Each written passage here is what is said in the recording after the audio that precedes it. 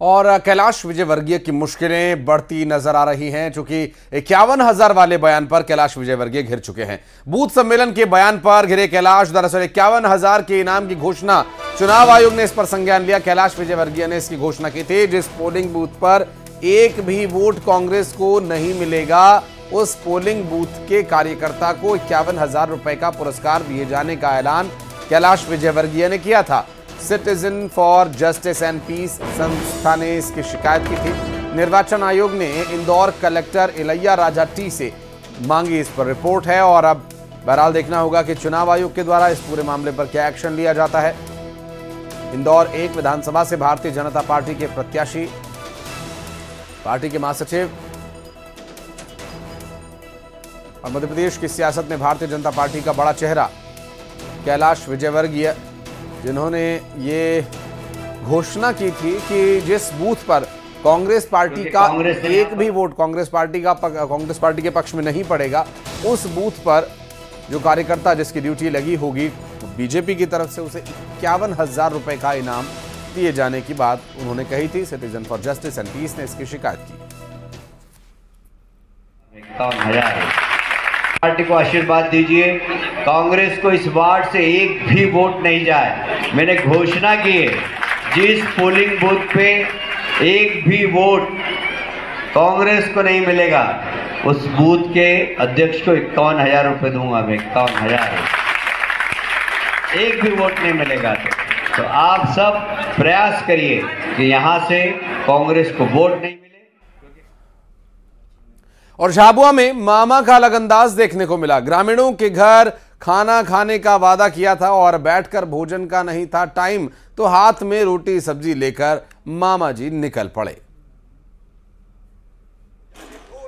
तस्वीरें आप देखिए, बैठकर खाने का टाइम नहीं था तो हाथ पे ही रोटी और सब्जी रख के मामा चलते चलते खाकर और गाड़ी में बैठकर खाते हुए आगे निकल गए। झाबुआ से तस्वीरें सामने आई जहां पर मामा रोटी सब्जी हाथ में ही लेकर खाते नजर आए।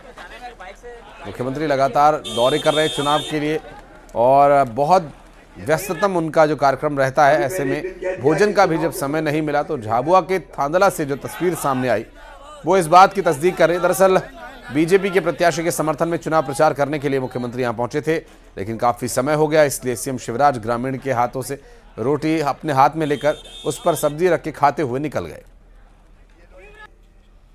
अभी मैंने एक दिन कह दिया कि चुनाव के समय पैसे। और मध्य प्रदेश के महासंग्राम में जहां एक प्रत्याशी एक दूसरे प्रत्याशियों की टांग खींचने में लगे हुए हैं, वहीं खरगोन जिले के भिकन गांव विधानसभा से एक दिलचस्प तस्वीर सामने आई। दरअसल क्षेत्र में चुनाव प्रचार के लिए निकले खारवी गांव में बीजेपी की प्रत्याशी नंदा ब्रह्मणे और कांग्रेस प्रत्याशी झूमा सोलंकी जनसंपर्क के दौरान आमने सामने आ गईं। इस मौके पर दोनों ने एक दूसरे से गले मिलकर शुभकामनाएं दी, बधाई दी और दोनों ने राजनीतिक शिष्टाचार का एक अच्छा उदाहरण पेश किया। चुनावी मौसम में परस्पर विरोधी दलों के 2 उम्मीदवारों विशेषकर महिलाओं की तस्वीर बहुत महत्वपूर्ण मानी जा रही है। बीजेपी की नंदा ब्रह्मणे और कांग्रेस की झूमा सोलंकी साल 2013 के विधानसभा चुनाव में भी आमने सामने चुनाव लड़ चुकी हैं। मुलाकात के दौरान कांग्रेस और बीजेपी प्रत्याशियों के समर्थकों ने एक साथ भारत माता की जय का नारा भी लगाया।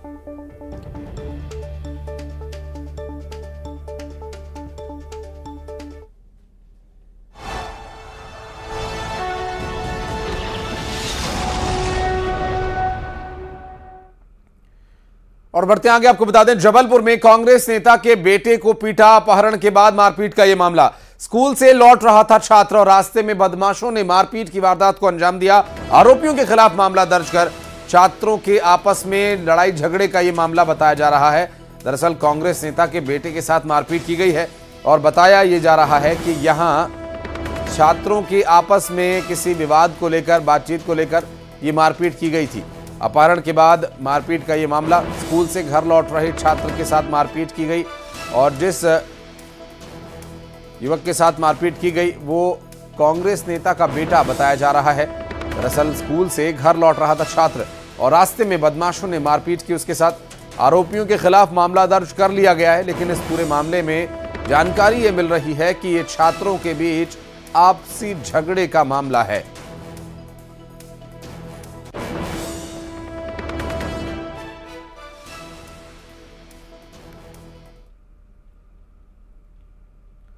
और विधानसभा चुनाव से ठीक पहले धार में पुलिस ने अवैध हथियार माफिया के खिलाफ बड़ी कार्रवाई करते हुए अवैध हथियार बनाने की फैक्ट्री पकड़ी और यहां से पुलिस ने 47 कट्टे और एक पिस्टल सहित बड़ी मात्रा में अवैध हथियार बनाने के औजार भी बरामद किए और 4 लोगों को गिरफ्तार भी किया।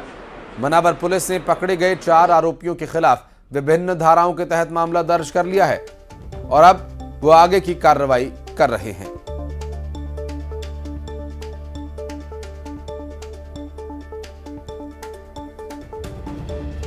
तो अवैध हथियार बनाने की फैक्ट्री पर छापा मारा गया।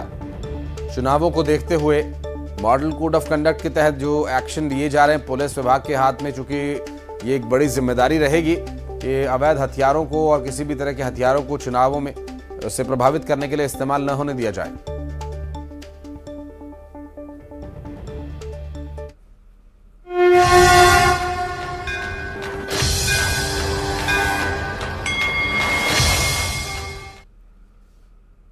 जय मां अम्बे। नवरात्रि का पवित्र पर्व पूरे उल्लास और विधि विधान से मनाया जा रहा है। आज मां के स्कंद माता स्वरूप की पूजा हो रही है और मान्यता यह है कि मां स्कंद माता की पूजा अर्चना से संतान सुख मिलता है। माता के मंदिरों में श्रद्धालुओं की भारी भीड़ सुबह से ही माता के दर्शन के लिए पहुंच रही है और दुर्गा माता की जय के जय घोष से गुंजायमान हैं सभी मंदिर और मां दुर्गा के 9 स्वरूपों की आराधना का ये विशेष पर्व नवदुर्गा नवरात्रि और नवरात्रि की स्कंद माता की पूजा का आज विधान है।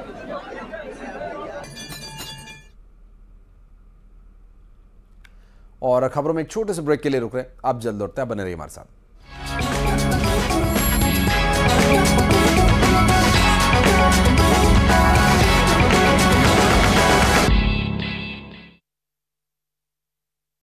बिना किसी परमिशन के कर रहे थे कार्यकर्ता सम्मेलन।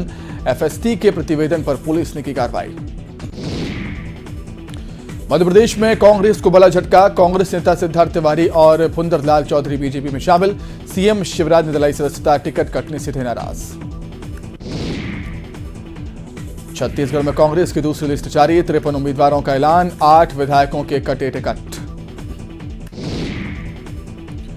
छत्तीसगढ़ के लिए बीजेपी ने जारी की एक और लिस्ट। तीसरी लिस्ट में एक नाम, पंडरिया से भावना बोहरा को बनाया उम्मीदवार।